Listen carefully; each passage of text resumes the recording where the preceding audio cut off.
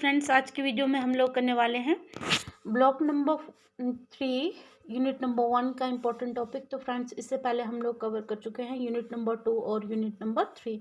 ये जो आपका ब्लॉक है फ्रेंड्स, बहुत ही इंपॉर्टेंट है, इसको आपने छोड़ना नहीं है। इस पर आपका जो क्वेश्चन है वो बनेगा। मैंने बहुत सारी वीडियोस इस पर अपलोड कर रखी हैं, उनको आपने अच्छे से देखना है। तो फ्रेंड्स, मेरे यूट्यूब फ्रेंड्स ने कमेंट करके बोला था कि इस टॉपिक के ऊपर वीडियो बना दो मैम। तो thank you my YouTube family, आप मुझे बहुत सपोर्ट करते हैं, गाइड भी करते हैं। आपने मुझे याद दिला दिया कि इतना इम्पोर्टेंट टॉपिक मेरे से कैसे छूट गया, तो इसके लिए आपका बहुत बहुत धन्यवाद राठौर जी। तो स्टार्ट करते हैं बिना कोई टाइम वेस्ट किए हुए। बने रहना मेरी वीडियो के साथ फ्रेंड्स। तो बहुत ही ईजी वे में मैं आपको करवाने वाली हूँ और एक बार में ही आपको समझ आ जाएगा, कोई प्रॉब्लम नहीं होगी आपको।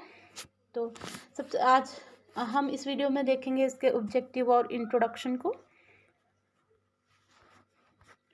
तो ऑब्जेक्टिव में हम लोग देखेंगे कि इस यूनिट में एक्चुअली हम लोग किन चीज़ों को कवर करने वाले हैं। तो हम लोग कवर करेंगे मॉडर्निज्म और मॉडर्निटी के मीनिंग को, और फिर उसके बाद इसके डिफरेंट काइंड्स को देखेंगे।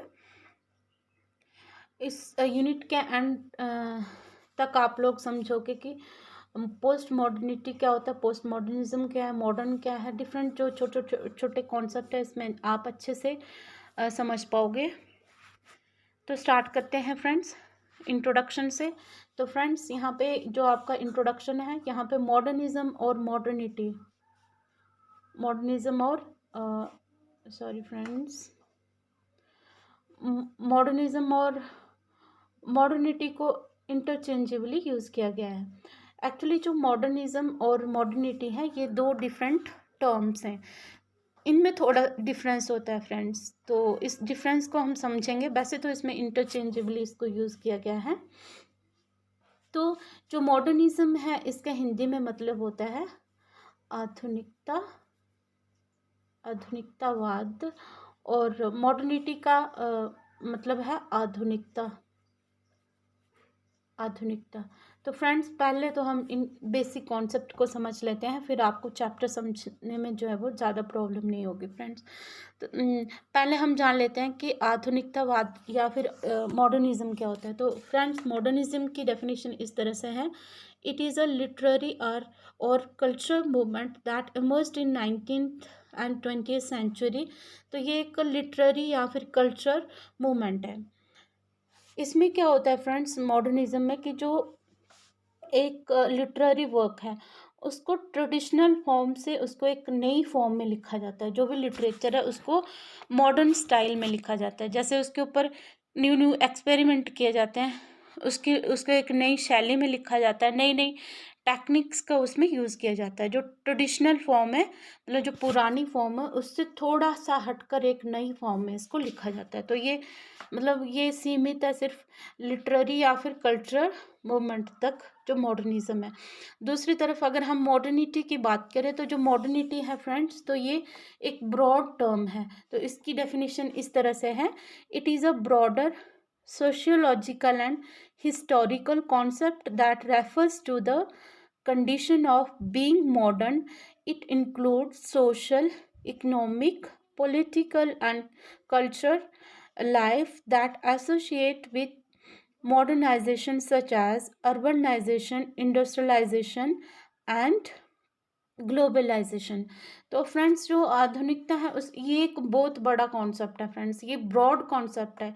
जैसे कि आप मॉडर्निज्म में देख रहे हो कि उसमें आप सिर्फ लिटरेरी या फिर कल्चरल मूवमेंट को पढ़ रहे हो, मतलब सिर्फ लिटरेचर को या फिर अपने संस्कृति को के बारे में पढ़ रहे हो। लेकिन जो मॉडर्निटी है, इसमें आप सभी एस्पेक्ट को कवर करते हो, जैसे सोशल, कल्चर, लिटरेचर और पॉलिटिकल, जितने भी जो एस्पेक्ट हैं इसमें कवर होते हैं। तो इसमें जैसे आप बहुत सारे कॉन्सेप्ट को पढ़ते हो: अर्बनाइजेशन, इंडस्ट्रियलाइजेशन, ग्लोबलाइजेशन, बहुत सारे जो कॉन्सेप्ट है इसमें आप पढ़ते हो। तो जो मॉडर्निटी है वो एक ब्रॉड कॉन्सेप्ट है, जबकि जो आधुनिकतावाद है या फिर मॉडर्निज्म है, तो वो एक लिटरेरी या फिर कल्चरल मूवमेंट है। तो फ्रेंड्स, आई होप आपको इसके बीच में, दोनों टर्म्स के बीच में बेसिक कॉन्सेप्ट क्लियर हो गया होगा। तो फ्रेंड्स, लेकिन यहाँ पे इनको इंटरचेंजेबली यूज़ करा गया है, इसमें आप लोग कंफ्यूज मत होना फ्रेंड्स। इसके बाद हम लोग देखते हैं कि जो मॉडर्निज्म है फ्रेंड्स, तो इसका जो इसकी अलग अलग जो फॉर्म्स हैं, मतलब इसकी जो फॉर्म्स हैं वो एक जैसी नहीं रहती, वो चेंज होती रहती हैं। तो ये जो फॉर्म्स हैं ये बहुत ही इम्पोर्टेंट है। हम इन फॉर्म्स के बारे में समझने वाले हैं, इनको ध्यान से समझना है आप लोगों ने। तो ये डिफरेंट फॉर्म्स हैं इनकी: renaissance, nationalist period, romantic period, progressive period, experimental period. तो इनको हम अलग अलग से डिस्कस करने वाले हैं। तो सबसे पहले फ्रेंड्स देखते हैं रोमांटिक पीरियड, सबसे पहले हम लोग देखेंगे रेनेसां। तो फ्रेंड्स रेनेसां क्या होता है? Revival of the past. ये जो रेनेसां पीरियड था फ्रेंड्स, तो ये 14 से 17th सेंचुरी में इंडिया में स्टार्ट हुआ था। जो मुगल एम्पायर है तो उस दौरान ये पीरियड स्टार्ट हुआ था। अगर हम इस पीरियड के अगर राइटर्स की बात करें तो वो जैसे सूरदास जी, मीराबाई, गुरु नानक देव जी, कबीर दास और इसके साथ मिल्टन, शेक्सपियर जो है वो ये रेनेसां पीरियड के राइटर्स माने जाते हैं। इसके बाद आता है फ्रेंड्स नेशनलिस्ट पीरियड। तो फ्रेंड्स जो नेशनलिस्ट पीरियड है ये क्या था? ये एक पीरियड था, it was a period of intense political activism and struggle from for freedom from British colonial rules. अगर हम इंडिया की बात करें तो जो नेशनलिस्ट मूवमेंट थी ये 19th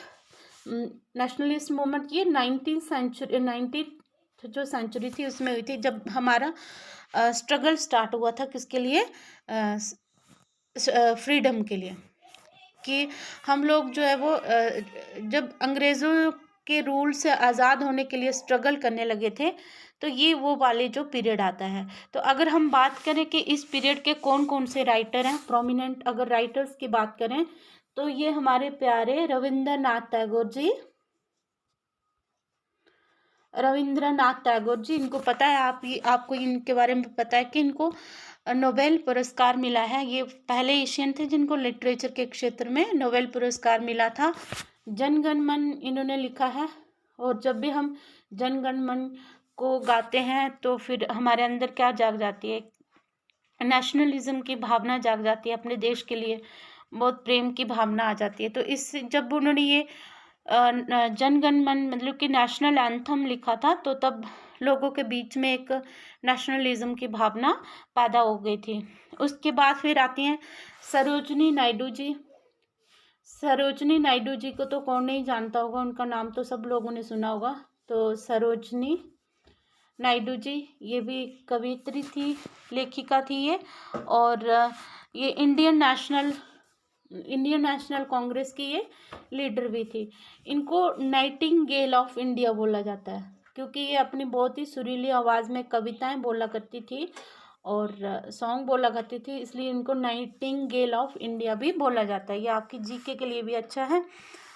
तो फ्रेंड्स इन्होंने भी जो है वो ऐसी जो वर्क लिखे या फिर ऐसे इन्होंने स्पीच दी जिससे कि लोगों के अंदर जो है वो नेशनलिज्म की भावना जागे। उसके बाद आते हैं बंकिम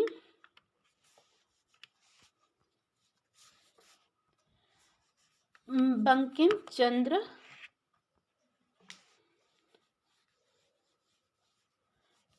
जिन्होंने हमारा वंदे मातरम लिखा है। तो वंदे मातरम से भी लोगों के अंदर जो है वो नेशनलिज्म की जो भावना जागी थी। और भी बहुत सारे वर्क्स थे उनके जिनके जो है वो नेशनलिज्म की लोगों के अंदर जो है वो भावना जागी थी। उसके बाद फिर आते हैं फ्रेंड्स मुंशी प्रेमचंद जी, मुल्क राज आनंद। तो ये बहुत सारे जो राइटर्स थे, जो कि और भी बहुत सारे राइटर्स हैं, ये तो मैंने कुछ एग्जांपल दे रखे हैं आपको। तो और भी जो राइटर थे जो कि नेशनलिस्ट मूवमेंट के दौरान जिन्होंने अपने वर्क्स लिखे थे। इसके बाद देखते हैं फ्रेंड्स रोमांटिक पीरियड। तो फ्रेंड्स जो रोमांटिक पीरियड है तो ये 18th और 19th सेंचुरी में माना जाता है इसका जो काल है इसका 18th और 19th सेंचुरी में माना जाता है। इसका जो फोकस था वो किस पे था? इमोशन, इमेजिनेशन, नेचर के बारे में जो पोइट थे लिखते थे, और इंडिविजुअलिज्म। तो इसके अगर हम जो प्रोमिनेंट अगर राइटर्स की बात करें तो जैसे आपने पढ़ा होगा एस.टी. Coleridge, William Wordsworth. तो ये इस दौरान के जो प्रोमिनेंट जो रोमांटिक जो पोइट थे, जो कि नेचर के बारे में लिखते थे, इमोशंस के बारे में लिखते थे, और किसके बारे में लिखते थे? इमेजिनेशन करते थे नेचर के बारे में, और इंडिविजुअलिज्म के बारे में लिखते थे। अगर हम कमला दास जी की बात करें तो वो भी रोमांटिक पीरियड में आ सकती हैं, क्योंकि ये इनकी जो राइटिंग थी काफ़ी बोल्ड थी, और इमोशंस के बारे में लिखती थी, जैसे लव और सेक्सुअलिटी के बारे में लिखती थी, कन्फेशनल टाइप ये जो है वो राइटिंग लिखती थी। इसके बाद आता है फ्रेंड्स प्रोग्रेसिव पीरियड। तो जो प्रोग्रेसिव पीरियड है ये क्या है फ्रेंड्स? सोशल एक्टिविज्म और पॉलिटिकल रिफॉर्म्स वाला जो पीरियड है ये प्रोग्रेसिव पीरियड माना जाता है। तो फ्रेंड्स अगर हम बात करें कि इस जो प्रोग्रेसिव पीरियड के जो इम्पोर्टेंट राइटर्स कौन कौन है, तो ये इसका जो काल है ये है मिड 20th सेंचुरी, इसका जो काल माना जाता है। मतलब कि जो प्रोग्रेसिव पीरियड था तो इसको मिड 20th सेंचुरी में ये स्टार्ट हुआ था, और इसके जो प्रोमिनेंट जो राइटर थे वो रविंद्रनाथ टैगोर जी, प्रेमचंद जी। तो ये इनके जो प्रोमिनेंट राइटर्स माने जाते हैं, और मुल्क राज आनंद।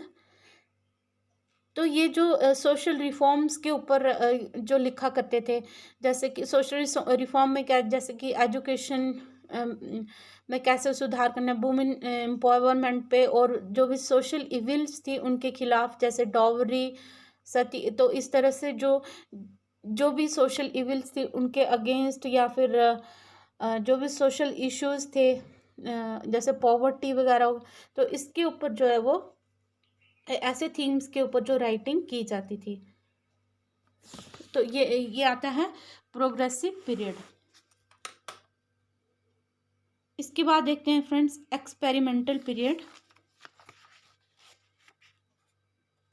तो फ्रेंड्स जो एक्सपेरिमेंटल पीरियड है तो इसमें क्या किया गया था कि बिल्कुल ये जो एक्सपेरिमेंटल पीरियड है इसको मॉडर्निज्म जो लिटरेरी मूवमेंट भी माना जाता है। तो इसमें क्या है कि break away from traditional forms और exploring new techniques and styles and themes. तो इसमें क्या किया गया था कि जो मतलब एक्सपेरिमेंट किया गया था लिटरेरी वर्क्स में, इसमें जो पुराना जो ट्रेडिशनल स्टाइल था राइटिंग्स को लिखने का, उनको उसको ब्रेक करके न्यू न्यू आइडियाज़ एक्सप्लोर किए गए थे, न्यू न्यू इनोवेशंस जो है वो की गई थी लिटरेरी वर्क्स में। इसमें बहुत सारी जो लिटरेरी मूवमेंट्स थी वो निकल कर आई थी, जैसे मॉडर्निज्म,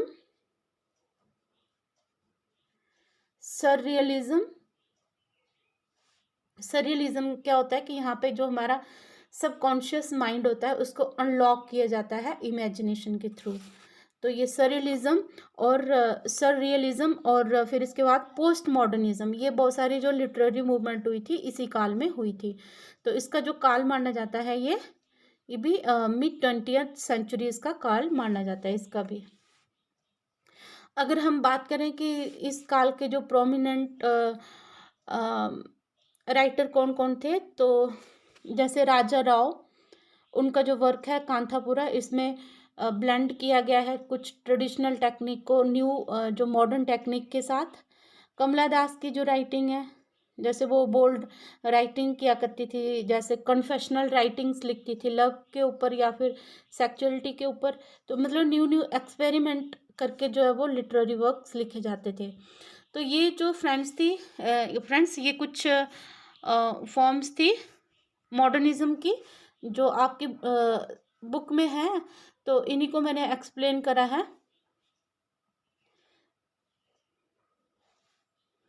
तो फ्रेंड्स इसके साथ ये वीडियो आपकी कंप्लीट होती है, क्योंकि अगर नेक्स्ट टॉपिक करेंगे तो वीडियो लंबी चली जाएगी। तो इनके जो बेसिक कॉन्सेप्ट है मैंने ये आपको क्लियर करवा दिए हैं। तो इसके बाद फिर हम नेक्स्ट करेंगे idea of modernity next video में।